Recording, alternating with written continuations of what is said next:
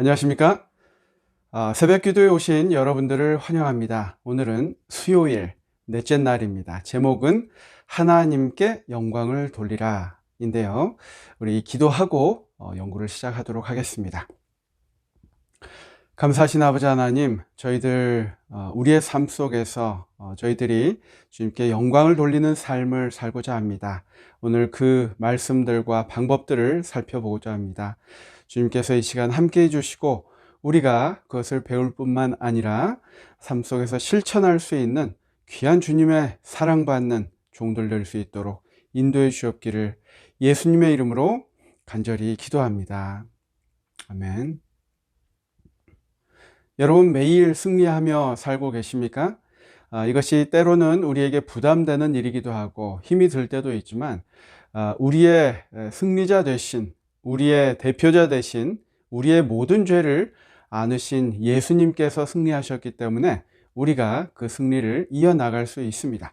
내일 또 자세히 배워보겠지만 매일매일 그런 승리의 삶을 우리가 바라고 또 그렇게 노력하는 하루하루가 되었으면 좋겠습니다.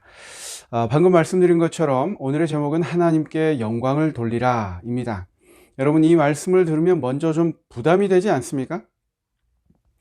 나의 삶을 살펴볼 때 그런 모습이 충분하지 않다고 생각 때문에 그런 게 아닐까 생각을 해봅니다.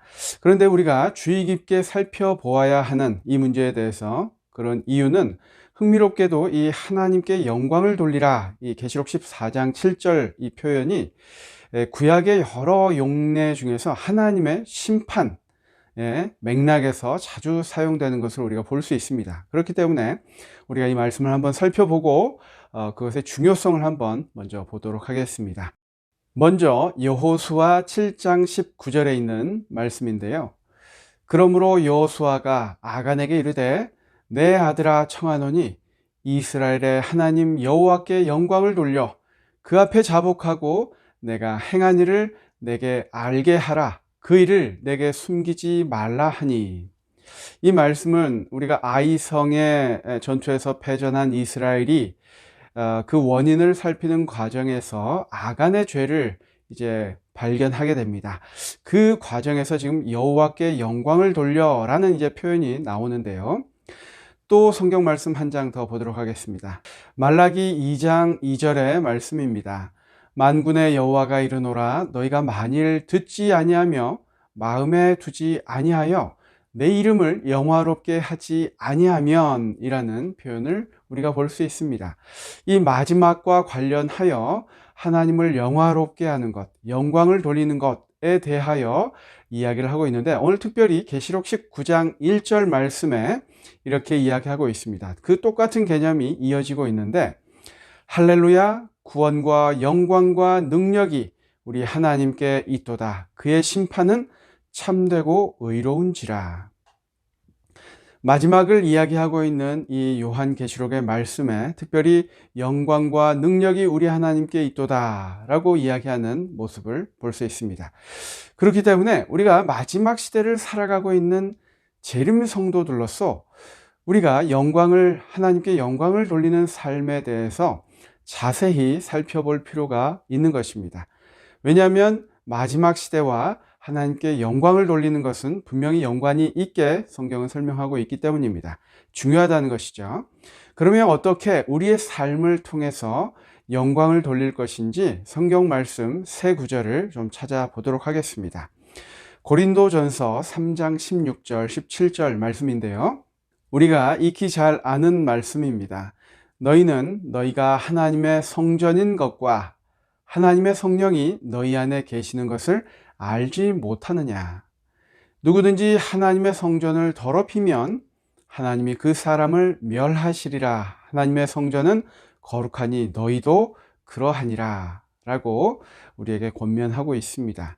하나님의 성전인 우리, 나 자신, 우리의 삶, 우리의 모습들을 거룩하게 유지하라는 것이죠. 비슷한 말씀인데 고린도전서 6장 19절 20절 말씀입니다. 너희 몸은 너희가 하나님께로부터 받은 바 너희 가운데 계신 성령의 전인 줄을 알지 못하느냐. 너희는 너희 자신의 것이 아니라 라고 19절에서 이야기하고 있습니다. 이 부분을 재림교회 주석은 이렇게 설명하고 있는데요. 신자의 몸은 성령의 거룩한 전이기 때문에 이런 악으로 더럽혀지지 말아야만 한다. 신자의 몸은 그리스도의 지체이고 하나님을 통해 주어지는 성령의 전이기 때문에 우리 몸에 대해 범하는 모든 죄는 창조주와 성령에 맞서는 죄이다. 또 20절에 이어서 이야기합니다. 값으로 산 것이 되었으니 그런즉 너희 몸으로 하나님께 영광을 돌리라. 우리의 몸으로 하나님께 영광을 돌리라고 이야기합니다. 실물교훈에 이렇게 설명을 하고 있습니다. 사람은 영멸에서 구속받았기 때문에 몸을 최상의 상태로 유지하기 위해 할 수 있는 모든 일을 하는 것이 그의 의무이다. 그리하여 기꺼운 마음으로 그분을 섬김으로 하나님께 최고의 영광을 돌릴 수 있다. 몸을 식별력 있게 돌보려면 생리학과 해부학과 건강법칙을 반드시 이해해야 한다라고 이야기하고 있습니다. 우리는 참으로 이 하나님께서 많은 빛을 허락하신 무리입니다. 그래서 건강기별과 교육기별과 가정기별과 하나님께서 우리 삶 속에서 하나님에게 영광 돌려야 할 여러 가지 구체적인 권면을 우리에게 주셨음이 얼마나 다행이고 얼마나 감사한 일인지 모르겠습니다. 저도 이제 목회하면서 성경 말씀을 연구하면서 이렇게 보면 하나님께서 미리 이런 것들이 필요할 것임을 아시고 특별히 마지막 시대에 이러한 실생활에서 하나님께 영광을 돌리고 우리의 삶을 구별해야 할 것들을 우리에게 미리 다 알려주신 것에 대해서 얼마나 감사한지 모르겠습니다. 또 성경 말씀 한 장 더 보겠습니다. 고린도전서 10장 31절 말씀인데요. 그런즉 너희가 먹든지 마시든지 무엇을 하든지 다 하나님의 영광을 위하여 하라. 여러분이 교육이라는 책에 이렇게 권면하고 있습니다. 사람에게는 선택 능력이 주어져 있지만 그리스도인은 언제나 하나님이 인정하시는 방법으로 선택권을 활용할 것이다. 품성은 물론 건강도 지켜야만 한다. 여러분, 우리가 이 건강에 관해서 많이 이제 이야기를 듣습니다. 이것이 때로 강압적으로 될 때 모르겠습니다. 이것이 하나님께 온전히 영광 드려지는 이 기별이 될지. 하지만 분명히 우리에게 선택권이 주어져 있고 그것을 하나님의 방법으로 자율적으로 지킬 수 있는 그런 방법이 있다면 우리는 따라야 한다는 것입니다. 그러면 이 말씀들을 교제의 말씀들로 좀 정리를 해 보겠습니다. 교제를 보면 사도 바울에 따르면 우리의 몸은 하나님의 영이 거하시는 성소요, 하나님의 임재로 거룩하게 된 성전입니다. 성경은 우리의 삶의 모든 면에서 하나님을 영화롭게 하라고 분명하게 요구하고 있습니다. 하나님이 우리의 삶의 중심이실 때 우리는 식단과 의복과 오락과 다른 사람과의 교류는 물론하고 모든 활동을 통해 하나님께 영광을 돌려야 할 것입니다. 여러분 여기에 동의하실 것입니다. 우리의 식단과 의복과 우리가 즐기는 것들과 교제하는 것들, 그 모든 것들 속에서 하나님께 영광을 돌려야 할 것입니다. 그래서 우리가 하나님께서 주신 그 기별을 잘 연구를 한다면 정말 그 가운데 사랑을 깨닫게 되고 그럼으로써 이러한 것들이 우리에게 짐이나 무거운 율법으로 다가오지 않고 우리를 사랑하는 아버지의 마음에 순종하고자 하는 마음으로 그것을 따르고자 할 것입니다. 또 반대의 입장에서는 이러한 것들로 정죄하거나 그 대상을 어렵게 해서는 안 될 것입니다. 그것이 온전한 사랑으로 변화되는 것이기 때문에 우리는 때로는 기다릴 줄도 알아야 될 것입니다. 여러분, 그래서 좀 간단히 정리를 하면 하나님의 뜻을 행하겠다는 헌신을 통해서 세상에 그분의 사랑의 품성을 나타내어 하나님께 영광을 돌리는 것은 이 땅의 마지막 심판의 때에 훨씬 더 중요하다라는 이 교훈 부분을 우리가 기억하게 되시기 바랍니다. 바울은 좀 더 심층적으로 로마서 12장 1절과 2절에 이렇게 말씀하고 있습니다. 인생 전체 선택에 관해 이런 호소를 하고 있는데 제가 먼저 읽어보도록 하겠습니다. 그러므로 형제들아, 내가 하나님의 모든 자비하심으로 너희를 권하노니 너희 몸을 하나님이 기뻐하시는 거룩한 산 제물로 드리라. 이는 너희가 드릴 영적 예배니라. 2절입니다. 너희는 이 세대를 본받지 말고 오직 마음을 새롭게 함으로 변화를 받아 하나님의 선하시고 기뻐하시고 온전하신 뜻이 무엇인지 분별하도록 하라. 여러분, 우리는 교회에서만 하나님을 예배하고 영광을 돌릴 뿐만 아니라 우리의 삶 속에서, 우리의 직장 속에서, 우리의 가정에서 하나님께 영광을 돌리는 삶을 살아야 합니다.